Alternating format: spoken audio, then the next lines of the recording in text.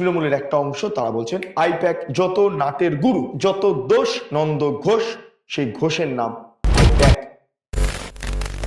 এই আইপ্যাকের প্যাকের জন্য কার্যত এই মুহূর্তে দাঁড়িয়ে তৃণমূল কংগ্রেস দুভাগে বিভক্ত হয়ে গেল এবং সেই জন্য আইপ্যাকের কর্মীরা এবার তৃণমূল কংগ্রেসের হাতে মার পর্যন্ত খাচ্ছে। তৃণমূলের একটা অংশ আচমকায় আইপ্যাকের বিরুদ্ধে সরব হয়ে গিয়েছে। জানি না কি কারণে হঠাৎ করে কোনো কথা নেই বাচ্চা নেই ওকে মারতে শুরু করলো।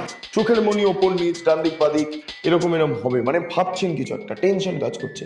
এটাই তার বহিঃপ্রকাশ। মমতা বন্দ্যোপাধ্যায়ের মধ্যে একটা টেনশন গ্রাস করছে, একটা চাপা চাপা টেনশন।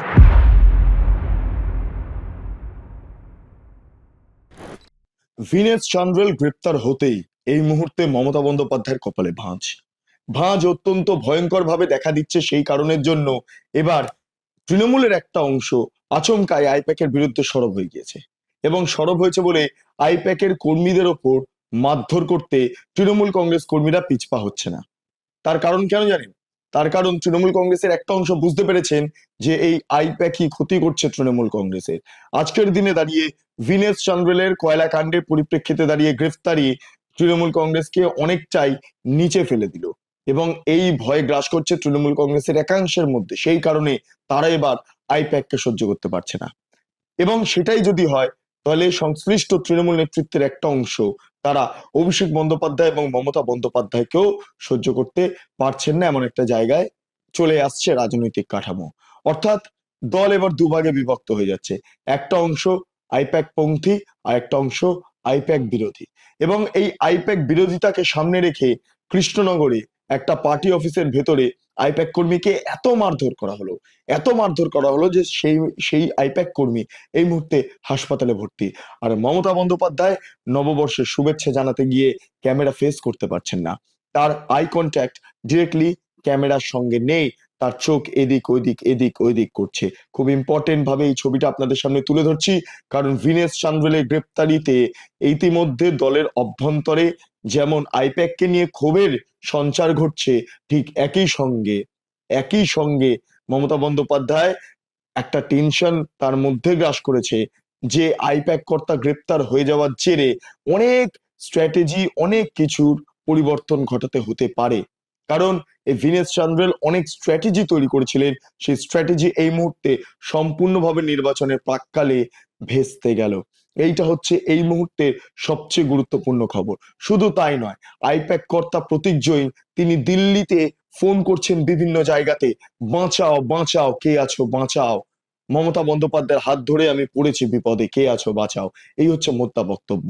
তো সবটা মিলিয়ে রাজনৈতিক মহলে আইপ্যাক নিয়ে তৃণমূল কংগ্রেসের অভ্যন্তরে বাইরে ক্ষোভ, টেনশন, চাপা উত্তেজনা, তার সঙ্গে বিরোধীদের একটা একটা অক্সিজেন বলা যেতে পারে। যাই হোক, সবটা নিয়ে এই মুহূর্তে আপনাদের সঙ্গে আলোচনা করব। নমস্কার, আপনারা দেখছেন বেঙ্গল লিবার্টি, আমি বিট্টু রায়চৌধুরী। এই মুহূর্তে আইপ্যাকের এক কর্মী ভয়ঙ্কর ভাবে কৃষ্ণনগরে পার্টি অফিসের অভ্যন্তরে মার খেলেন তৃণমূল কর্মীদের হাতে। তৃণমূল কর্মীদের হাতে কি হয়েছে আপনাদের বলছি। যিনি মার খেয়েছেন তার নাম পিকলু শেখ। তিনি দলীয় কার্যালয়তে নিজের কাজ করছিলেন, অর্থাৎ যে সমীক্ষার কাজ, কি করতে হবে না করতে হবে ইত্যাদি ইত্যাদি সমস্ত কিছু করছিলেন। সেই করতে করতে আচমকায় একটা ব্যক্তির সঙ্গে বচসায় জড়িয়ে পড়েন এবং সেই ব্যক্তি হচ্ছে কৃষ্ণনগর পুরসভার 16 নম্বর ওয়ার্ডের যুব সভাপতি সুমন খান। আবারও বলছি, সুমন খান। অর্থাৎ এই বচসার পরিপ্রেক্ষিতে দাঁড়িয়ে প্রথমে সেটা হাতাহাতিতে চলে যায়। হাতাহাতি থেকে রীতিমতো ভারী বস্তু দিয়ে সুমন ডিরেক্টলি পিকলুকে একদম আক্রমণ করে, তারপর তার মুখ টুক ফেটে যায়, মাথায় চোট লাগে ইত্যাদি ইত্যাদি। তারপর সঙ্গে সঙ্গে তাকে কৃষ্ণনগরের যে শান্তিনগর জেলা হাসপাতাল সেখানে ভর্তি করা হয়। সেখানে এই মুহূর্তে তিনি চিকিৎসাধীন। কেন ঘটেছে গোটা ঘটনা? না আইপ্যাক পার্টিকে একটা ভুল পথে চালিত করছে এবং যার খেসারত ভুগতে হচ্ছে অনেককে।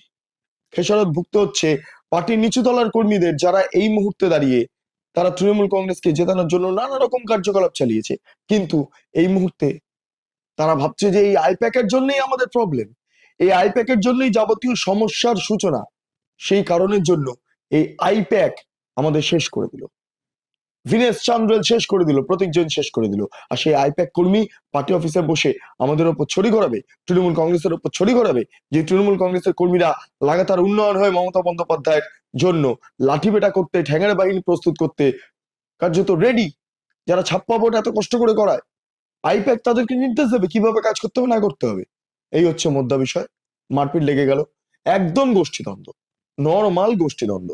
এরপর সংশ্লিষ্ট আইপ্যাক কর্মী তিনি হাসপাতালে বসে একটা বাইট দিয়েছেন, মানে অর্থাৎ বক্তব্য রেখেছেন। আসুন শুনে নেওয়া যাক কি ঘটেছিল গোটা ঘটনা, এবং তারপর ওই আইপ্যাক কর্মী কি বলছেন। 12:30 নাগাদ আমি অফিসে যাই একজনের সঙ্গে দেখা করতে। তা হঠাৎ করে সুমন খান, এই 14 নম্বর ওয়ার্ডের যুব সভাপতি, উনি কোথা থেকে খোঁজ পায় আমি জানি না, হঠাৎ করে এসে আমার উপর চড়া হয়। নিচে ওখানে পুরো সিসিটিভি ফুটেজ আছে, নিচে যে ফ্ল্যাগ টাঙানো যে বাসগুলো আছে সেগুলো নিয়ে আমার উপরে চড়া হয়, তারপর আমাকে মারে, তারপর হঠাৎ করে সবাই চলে আসে। এটাই বিষয়, আমি জানি না কী কারণে হঠাৎ করে মানে কোনো কথা নেই বার্তা নেই আমাকে মারতে শুরু করলো। কারা মারলো, কি কারণে মারলো? সুমন, আমার কারণ জানা নেই, আরও জানলোই বা কী করে আমি পার্টি অফিসে এসেছি এটা আমি জানি না। কোন পার্টি অফিসে? তৃণমূল কংগ্রেসের জেলা party office, jail road bus stand. কি দিয়ে মারলো? আমাকে প্রথমে একটা বাঁশের কঞ্চি কাটা ছিল, ফ্ল্যাগ লাগানো, ওটা দিয়ে মেরেছে, তারপরে হাত দিয়ে মেরেছে। মারার কারণটা কি? মারা কারণটা আমি জানি না। এমনি এসেই মেরে দিল, কোনো তর্ক নেই, কিচ্ছু নেই? হ্যাঁ, কোনো কথাই হয়নি ওর ব্যাপারে। ও আমার চেনা জানা অনেক দিয়ে, কিন্তু আমাকে এরকম করে হঠাৎ অ্যাটাক করে। আপনি কোন দলের হয়ে কাজ করছেন? আমি অবশ্য আইপ্যাক তো তৃণমূলের হয়ে কাজ করছি। মারলো তৃণমূলের? হ্যাঁ, এটা মারলো সেটা। আইপ্যাক তৃণমূলের হয়ে কাজ করছে? হ্যাঁ হ্যাঁ। এটা বলুন। এবার সেটা কি কারণ, মানে সেটা তো আমি জানি না, ওর কোনো কি বিষয়, কি ভাবনা চিন্তা, সেটা আমার জানা নেই। আপনার বাড়ি কোথায়? আমার বাড়ি হলো চাঁদ সড়ক পড়া, কৃষ্ণনগর, নদীয়া, 18 নম্বর ওয়ার্ড। আপনারা শুনলেন আইপ্যাক কর্মীর বক্তব্য। এইবার চলে যাব মমতা বন্দ্যোপাধ্যায়ের টেনশনের দিকে। মমতা বন্দ্যোপাধ্যায় অত্যন্ত অত্যন্ত টেনশনে পড়েছেন, অত্যন্ত টেনশনে। ভিনেস চান্দ্রেলের গ্রেপ্তারি এমন ভাবে হয়েছে যে তিনি নববর্ষের শুভেচ্ছা জানাতে গিয়ে, নববর্ষের শুভেচ্ছা অন্তত অন্তত 10 থেকে 12 সেকেন্ড থেকে 15 সেকেন্ড থেকে 20 সেকেন্ড ম্যাক্সিমাম তিনি বাঙালিকে নববর্ষের শুভেচ্ছা জানাচ্ছেন সোশ্যাল মিডিয়ার মাধ্যমে, কিন্তু তারপর চলে গেলেন পলিটিক্সে এবং কথা বলছেন। আপনারা খুব ইম্পর্টেন্ট ভাবে লক্ষ্য করুন, তোমার চোখ, এই যে চোখের মনি যে আপনাদের সঙ্গে ডিরেক্টলি আমি কন্ট্যাক্টে রেখেছি, যেটাকে বলা আই কন্ট্যাক্ট, সেটা মমতা বন্দ্যোপাধ্যায় করছেন না। তার চোখ ঘুরছে, লাগাতার ঘুরছে। টেনশনের বহিঃপ্রকাশ মমতা বন্দ্যোপাধ্যায় চোখে, নাকে, মুখে কার্যত ছেপে উঠছে, বেরিয়ে আসছে। টেনশনটা হলো প্রতীক জৈনকে বাঁচাবো কি করে। আইপ্যাক এক কর্তা ডেপুটি প্রতীক জৈনের তাকে গ্রেপ্তার করে নিল কয়লাকাণ্ডে। কিভাবে হলো, মমতা বন্দ্যোপাধ্যায় কি বললেন, একটু বড় ভিডিও সামান্য, কিন্তু ব্যাপারটাকে বোঝার চেষ্টা করুন। ভাবুন ভাবুন, ভাবা প্র্যাকটিস করুন। দেখুন মমতা বন্দ্যোপাধ্যায়ের চোখ যে শিফট করছে, একবার ভাবুন। দেখছেন বক্তব্য রাখছেন উনি, এই যে ভিডিওটা দেখছেন, দেখুন চোখ শিফট করে যাচ্ছে কন্টিনিউয়াসলি। এইটা বলে টেনশন। আপনি যখন কোনো অপরাধ করবেন, আপনি যখন টেনশন ফিল করবেন, দেখবেন চোখে চোখ রেখে কথা বলতে পারবেন না। চোখের মনি ওপর নিচ, ডান দিক বাদিক, এরকম এরকম হবে, মানে ভাবছেন কিছু একটা, টেনশন কাজ করছে। এটাই তার বহিঃপ্রকাশ।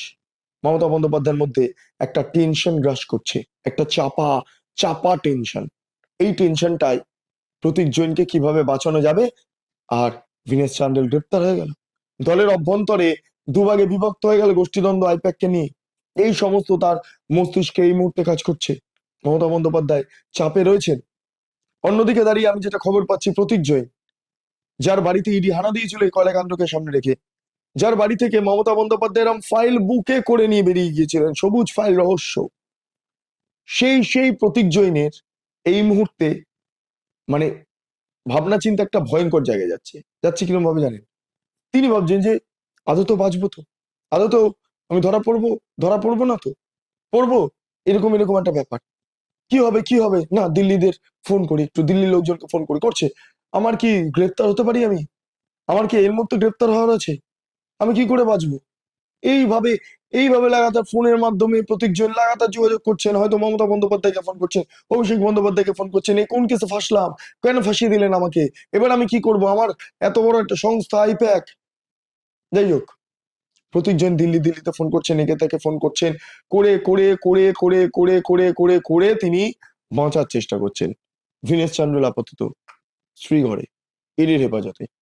যাই হোক, ইডি এবার আরো দিকে নজর রেখেছে কয়লা কাণ্ডে, কয়লা দুর্নীতি কাণ্ডে। সেই টাকা গোয়া নির্বাচনে ব্যবহার হচ্ছে, আমাদের পশ্চিমবঙ্গ থেকে তুলে আনা কয়লা, চুরি করা কয়লা, কয়লা মাফিয়াদের দাপটে পশ্চিমবঙ্গে। আর চুপ করে বসে থাকবে এজেন্সি? এতদিন পরে কেন? এজেন্সির এগুলো অনেক আগে করা উচিত ছিল, কিন্তু এজেন্সির বোধোদয় হয়, বিলম্বিত বোধোদয়। যাই হোক, দীনেশ চান্ডেল গেল, এখন দেখা যাক আইপ্যাক কর্তা প্রতীক জৈনের ভবিষ্যৎ কি হয়। তবে মমতা বন্দ্যোপাধ্যায়ের টেনশন সরাসরি তার চোখের মাধ্যমে স্পষ্ট উঠে আসছে, এবং তার পাশাপাশি তৃণমূলের একটা অংশ তারা বলছেন আইপ্যাক যত নাটের গুরু, যত দোষ নন্দ ঘোষ, সেই ঘোষের নাম আইপ্যাক।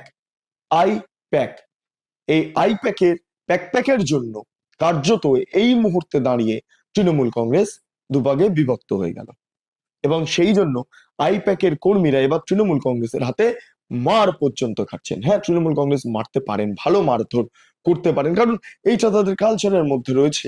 তারা মারধর করবেন, তারা সন্ত্রাস করবেন, তারা উন্নয়ন লাঠি হাতে দাঁড়িয়ে থাকবেন, এইটাই তাদের কালচারের মধ্যে, ফলে তারা মারধর ভালো করতে পারেন।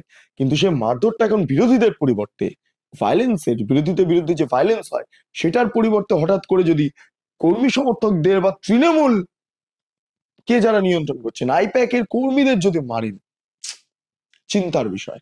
তাই মমতা বন্দ্যোপাধ্যায়ের কপালে চিন্তার ভাঁজ, চিন্তার ভাঁজ। এই ভাঁজ ভয়ঙ্কর আকার ধারণ করছে।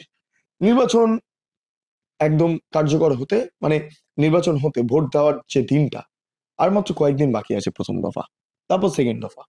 মমতা বন্দ্যোপাধ্যায় মস্তিষ্কে ভয়ঙ্কর ভাবে চাপ তৈরি হয়েছে। এই চাপের যে ফলাফল তা কি বেরোয়, তো অবশ্যই সেদিকে নজর থাকবে। তবে আপনারা যারা আমার দর্শক, বেঙ্গল লিবার্টির দর্শক, তাদেরকে অবশ্যই বলবো কমেন্ট সেকশনে আপনাদের মতামত জানান।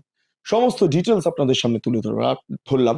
আপনারা বলুন, ভাবুন, ভাবা প্র্যাকটিস করুন, কমেন্ট সেকশনে আপনাদের মতামত জানিয়ে আমাদের সমৃদ্ধ করুন। আমরা জানতে চাই মানুষের পয়েন্ট অফ ভিউ কোন জায়গায় দাঁড়িয়ে আছে। তৃণমূল কর্মীরা তো আইপ্যাকের কর্মীরা আক্রান্ত হচ্ছে, কি বলবেন?